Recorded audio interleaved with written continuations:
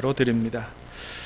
여러분, 맥추감사주일, 예전에도 설명을 드렸던 것처럼 원래 맥추감사주일은 맥추 보리를 추수하고 난 이후에 하나님 앞에 감사로 영광을 돌리는 그런 예배가 바로 맥추감사주일 예배인데, 요즘은 우리 사회가 농경사회가 아니다 보니까 이것을 우리의 삶에 새롭게 적용해서 전반기에 베푸신 하나님의 은혜를 돌아보고 감사로 예배를 드리는, 또 후반기를, 전반기도 우리의 삶을 선히 인도해 오신 하나님, 우리의 삶을 후반기도 잘 이끌어 가실 것이라는 믿음으로 후반기를 바라보는 그런 예배가 바로 맥추감사 주일 예배다, 이렇게 얘기할 수 있습니다.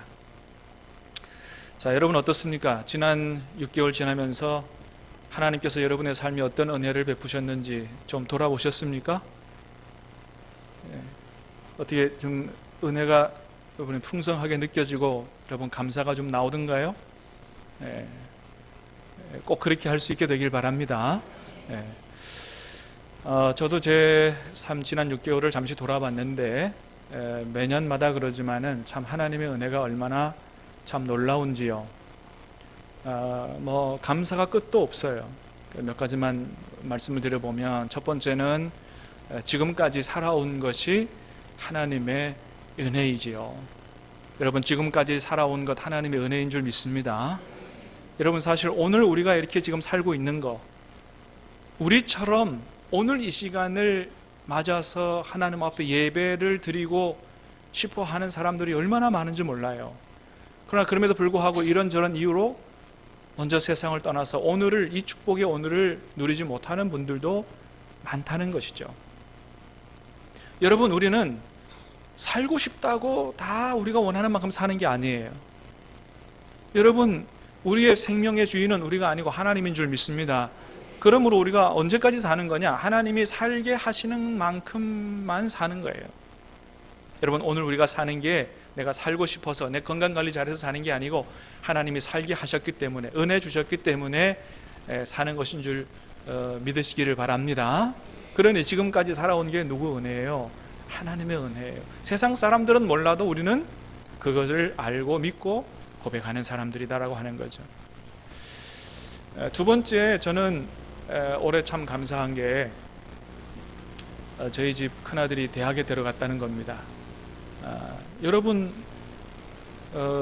재수하게 되면요, 그거 부모도 고생이고 아이도 고생이고, 고3이 얼마나 힘들어요. 그 고3 1년을 더 해야 돼요. 그러면 얼마나 시간도 그렇고 돈도 그렇고 마음도 그렇고 얼마나 여러분 힘든지 몰라요. 그런데 하나님의 은혜로 그저 떨어지지 않고 들어가게 돼서 고3 이제는 생각 안 하고 그냥 지나갈 수 있게 된 게 얼마나 감사한지 모릅니다.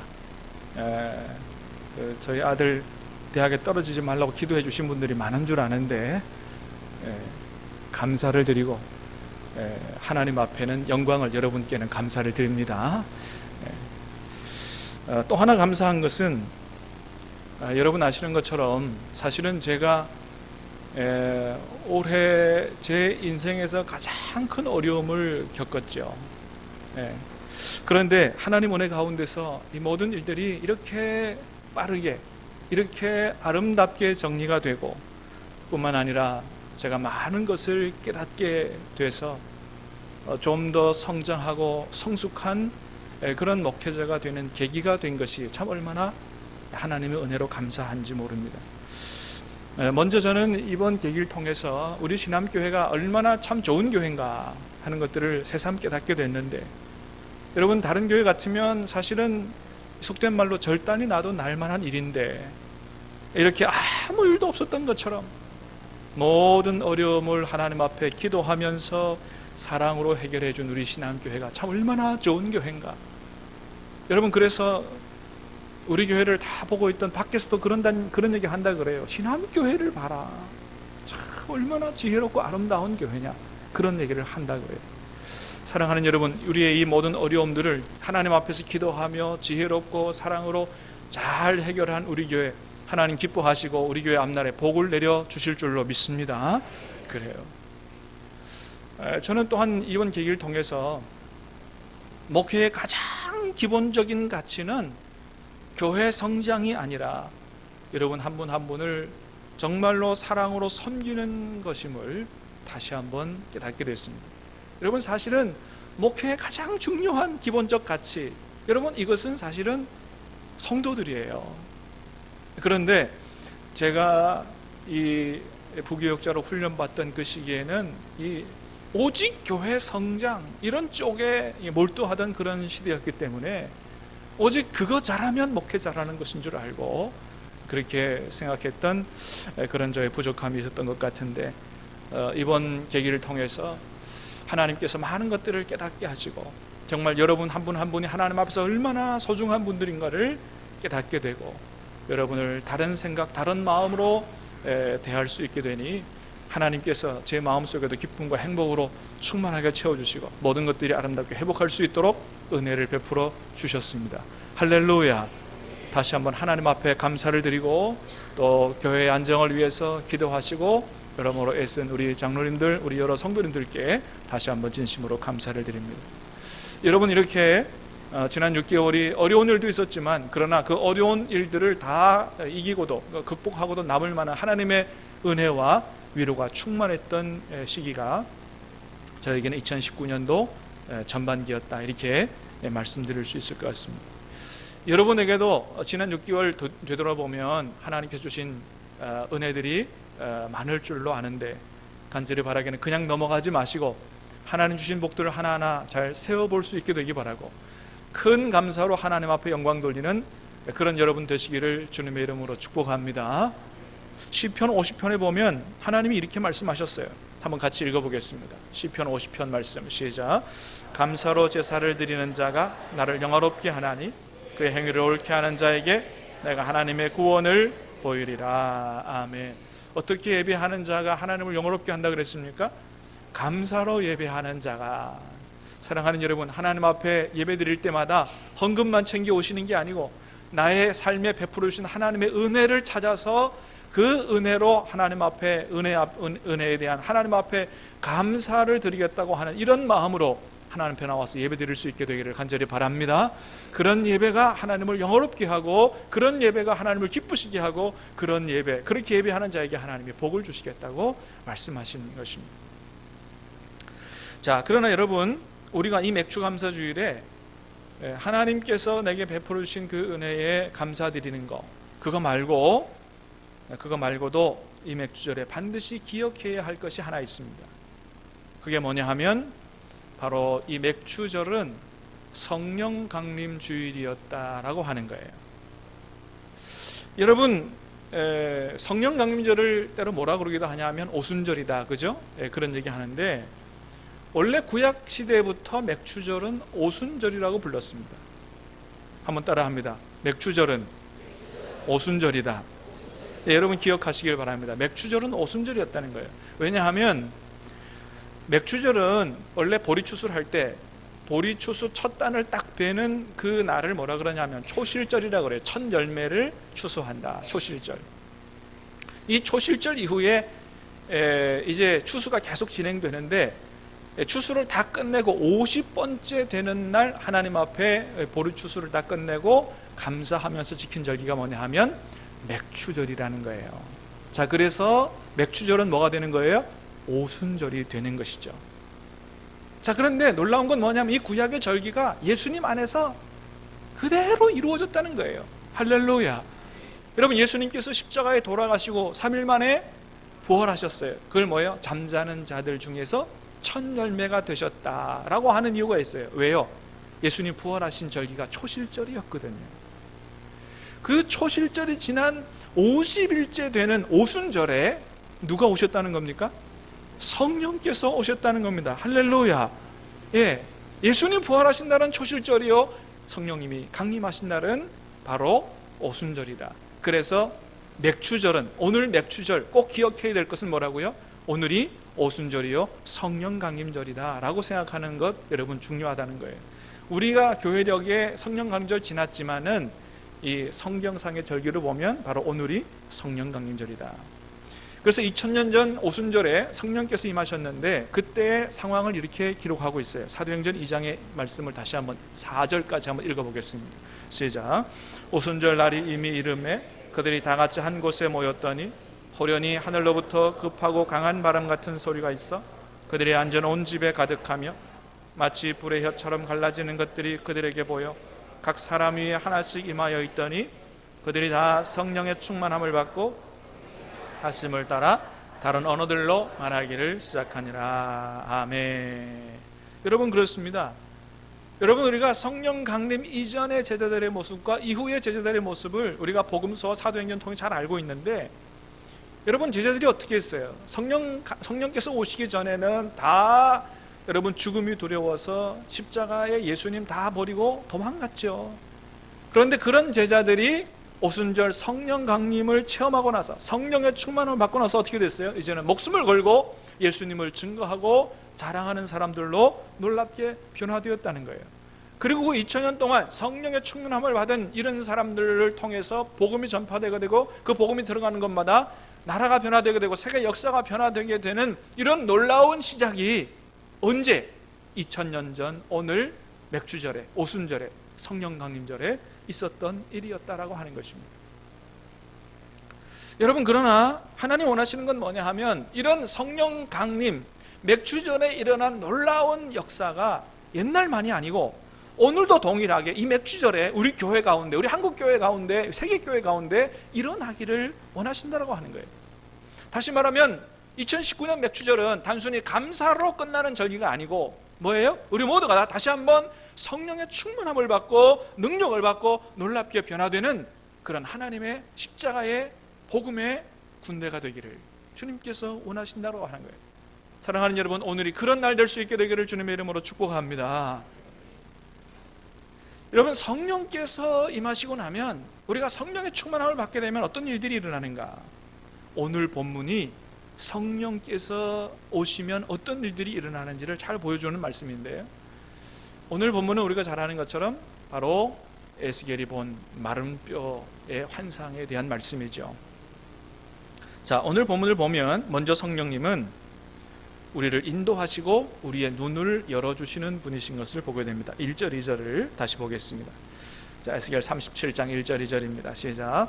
여호와께서 권능으로 내게 임재하시고 그의 영으로 나를 데리고 가서 골짜기 가운데 두셨는데 거기 뼈가 가득하더라. 나를 그 뼈 사방으로 지나가게 하시기로 본즉 그 골짜기 지면에 뼈가 심이 많고 아주 말랐더라. 아멘. 하나님께서 권능으로 임재하시고 그의 영으로 성령으로 에스겔을 데리고 가셔서 뼈가 가득한 골짜기로 데리고 가셨다. 이렇게 말씀하시는데 이 말씀은 실제로 성령께서 에스겔을 그렇게 마른 뼈 골짜기로 데리고 갔다라기보다는 환상 중에 이런 그 경험을 했다 이렇게 보시면 될 것 같아요. 자, 그런데 그렇게 환상 중에 보는 이 마른 뼈가 가득한 골짜기, 그 마른 뼈들은 뭘 상징한다고 얘기하고 있습니까?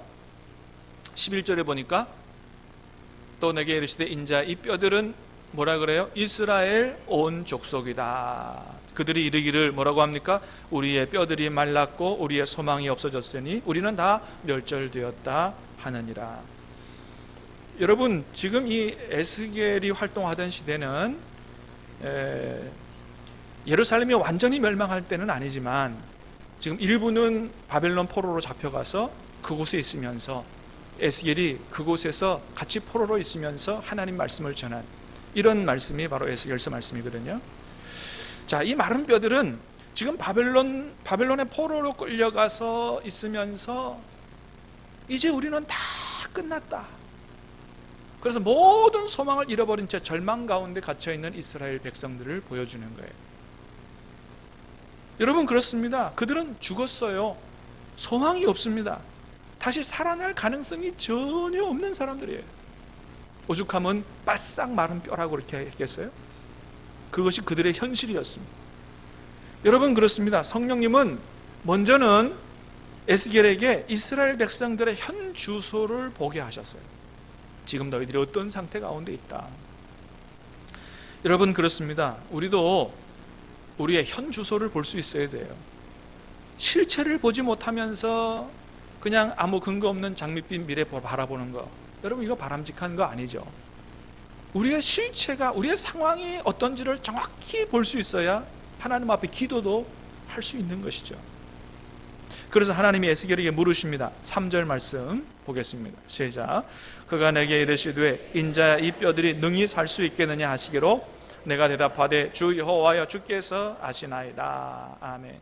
하나님 물으십니다. 인자야, 에스겔아, 이 뼈가 살겠느냐? 여러분, 뼈가 살 수 있습니까? 없습니까? 에스겔이 뭐라고 대답해야 될지 모르는 거예요. 뼈가 못 사는 건 당연한데 하나님이 물으시니 산다고 대답해야 될지. 자, 어쨌든 간에 우물쭈물하면서 얘기합니다. 주 여호와께서 아시나이다. 아마도 살 수 있다라고 믿었으면 산다라고 얘기했을 건데 못 산다고 생각했던 게 더 강했던 것 같아요. 어쨌든 그게 이스라엘의 현실이었습니다. 자, 그러나 하나님은 에스겔이 이스라엘의 현 주소만을 보기를 원하지 않으셨다는 거예요. 하나님이 이 뼈들을 능히 살리실 수 있다는 것을 보기를 원하셨다는 것입니다. 자, 4절 5절 말씀 시작. 또 내게 이르시되 너는 이 모든 뼈에게 대언하여 이르기를 너희 마른 뼈들아 여호와의 말씀을 들을지어다. 주 여호와께서 이 뼈들에게 이같이 말씀하시기를 내가 생기를 너희에게 들어가게 하리니 너희가 살아나리라. 아멘. 할렐루야. 하나님 말씀하십니다. 내가 생기를 너희에게 들어가게 하리니 너희가 살아나리라. 에스겔서를 보면 1장부터 32장까지는 하나님께서 계속 심판에 대해서 말씀하세요. 33장부터 이제 소망과 회복에 대해서 말씀하시는데 그 말씀하시던 중에 36장, 우리 오늘 37장 읽었어요. 36장에는 이스라엘 땅의 회복을 얘기하세요. 자, 그 다음에 37장에는 뭘 얘기하냐면 이스라엘 백성들의 삶의 회복을 말씀하시는 것을 오늘 본문을 통해서 보게 되는 거예요. 여러분, 그렇습니다. 땅만 회복돼서 되는 게 아니죠. 진정한 회복은 뭐가 회복되어야 되는 거예요? 사람이 회복되고 영혼이 회복되고 삶이 회복되어야 진정한 회복이 있는 것이죠. 사랑하는 여러분, 간절히 바라는 여러분이 직장만 회복되지 않게 되길 바랍니다. 사업장만 회복되지 않게 되길 바랍니다. 여러분의 삶과 삶이 회복될 수 있게 되기를 주님의 이름으로 축복합니다. 여러분의 영혼과 삶이 회복이 돼야 돼요. 여러분, 이렇게 우리 하나님은 어떤 하나님이시냐면 회복을 명하시는 하나님이시라는 거예요. 회복을 명하시는 하나님. 여러분, 지금 이스라엘 백성들은 나라가 망했어요. 바벨론의 포로로 끌려가 있는 상태입니다. 그러나 그것이 끝이 아니라고 하는 거예요. 여러분, 그렇습니다. 하나님 백성들은 끝이 아니라고 하는 거예요. 다 망하는 것 같은 상황에서도 그게 끝이 아니다. 믿으시기를 바랍니다. 다 망했다고 해도 그게 끝이 아니라는 거예요. 여러분, 여러분의 상황은 지금 어떻습니까? 다 끝났다고, 더 이상은 희망이 없다고 여러분 그렇게 생각되십니까? 그러나 여러분, 그게 여러분의 끝이 아님을 믿으시기를 바랍니다. 여러분, 하나님께서는 하나님의 자녀들의 삶에 회복을 명하십니다. 여러분, 하나님 백성들의 끝은 회복이요 영광이지 멸망이요 파멸이 아니다. 여러분, 하나님께서 우리가 그렇게 끝나도록 내버려 두지 않으시는 줄로 믿으시기를 바랍니다. 여러분, 여러분의 인생은 오늘이 끝이 아니심을 믿으시기를 바랍니다. 여러분의 가정이 아무리 어려워도 지금 그것이 그런 상태가 끝이 아닌 줄로 믿으시기를 바랍니다. 여러분의 사업이 부도 직전까지 가고, 아니 부도를 맞고 망했다 할지라도 그것이 끝이 아니심을 믿으시기를 바랍니다. 하나님 반드시 은혜를 주시고 도와주셔서 회복을 명하시고 회복되게 하셔서 이전보다 훨씬 더 크게 여러분 하나님의 영광을 위해 살아갈 수 있도록 복을 내려주실 줄로 믿습니다. 여러분, 그래요. 하나님은 하나님 백성들이 어렵고 실패하고 멸망하고 여러분 끝나고 이렇게 놔두지 않으신다는 거예요. 반드시 회복을 명하시고 다시 일어서서 하나님 영광을 위해 살아갈 수 있도록 하나님께서 은혜를 베풀어 주신다. 여러분, 그런 것처럼 여러분, 우리 한국교회도 지금 이런 상황이 여러분 끝이 아닌 줄로 믿습니다. 다시 한번 은혜 주셔서 하나님 우리 한국교회가 온 국민의 사랑과 존경을 받고 장차 열방이 하나님께로 돌아오는 일에 귀하게 쓰임받는 한국교회가 되도록 회복시켜 주실 줄로 믿습니다. 우리가 영적인 눈을 열어서 그것을 볼 수 있어야 된다는 거예요. 여러분, 하나님은 우리가 그걸 보기를 원하신다는 것입니다. 여러분, 그런데 그 눈을 누가 열어주신다는 거예요? 오늘 본문에 보니까 성령님이 열어주신다는 거예요. 사랑하는 여러분, 간절히 바라기는 오늘 다시 한번 우리 성령의 충만함을 받고 성령께서 우리의 눈을 열어주심으로 말미암아 하나님께서 회복시키시는 그런 은혜, 그 은혜의 날을 볼 수 있게 되기를 주님의 이름으로 축복합니다. 여러분, 우리는 그런데 이 세상에는 그런 은혜, 그런 소망, 그거 모르고 살아가는 사람이 얼마나 많느냐는 거예요. 연일 뉴스에는 어떤 사람이 자살을 했다, 모텔에서 또 누가 죽었다, 이런 얘기들이 연일 나오고 있습니다. 얼마 전에 유명한 중견 여배우 전미선 씨가 극단적인 선택의 세상을 떠났다, 이런 비보가 들려왔어요. 온 국민들에게 충격을 줬습니다. 저도 여러분, 저 소식을 처음 접하고 나서 이해가 안 됐어요. 아니 왜 다른 사람도 아니고 왜 저 사람이 그런 선택을 해? 적어도 제가 보기에는 이 사람은 아무런 어려움도 문제도 없는 사람처럼 보였습니다. 모든 국민에게 존경받고 인정받는 배우였고, 결혼도 늦게 했어요. 남편도 있습니다. 예쁜 아들도 있어요. 그런데 왜? 그러나 여러분, 그렇게 우리 주변에는 아무런 문제도 부족함도 어려움도 없는 것처럼 보이는 사람도 혼자 극복하지 못하는 남모를 고통이 있다라고 하는 것이죠. 이런 배우도 그러니 우리 주변에는 이보다 더한 분들이 얼마나 많겠느냐라고 하는 거예요. 여러분, 그러므로 우리가 전도해야 될 줄로 믿습니다. 우리가 아는 하나님, 여러분, 우리가 아는 예수님만 알아도 여러분, 이런 극단적인 선택은 안 할 거 아니냐라고 하는 거죠. 아무리 어려운 상황에서 우리는 기도할 수 있잖아요. 하나님의 도우심을 믿잖아요. 또 하나님의 도우심을 체험하잖아요. 사랑하는 여러분, 예수님 믿으면 성령님 임재하실 줄 믿습니다. 성령님 임재하시면 그 영혼과 삶이 살아나는 줄로 믿습니다. 오늘 5절에 보니까 그렇게 말씀하세요. 5절에 한번 다시 보겠습니다. 5절 시작. 주 여호와께서 이 뼈들에게 이같이 말씀하시기를 내가 생기를 너희에게 들어가게 하리니 너희가 살아나리라. 아멘. 하나님께서 뭐가 들어가게 하신다고요? 생기를 너희에게 들어가게 하리니. 여러분, 이 생기는 누가 주신다고요? 하나님께서. 그리고 14절에 보면 이 생기를 뭐라고 얘기하고 있냐면 14절 시작. 내가 또 내 영을 너희 속에 두어 너희가 살아가게 하리니. 이 생기, 영, 이렇게 번역된 게 똑같은 히브리어 단어예요. 루아흐라고 하는. 그러니까 이 생기는 누구를 상징한다고 할 수 있냐면 성령님을 얘기한다고 할 수 있어요. 여러분, 그래서 우리가 예수님을 영접하게 되고 성령이 우리 안에 오시면 우리 얼굴에 뭐가 돌아요? 생기가 도는 거죠. 할렐루야. 왜요? 여러분, 성령님은 무슨 영이시기 때문에? 기쁨의 영이시고 생명의 영이시기 때문에 그렇죠.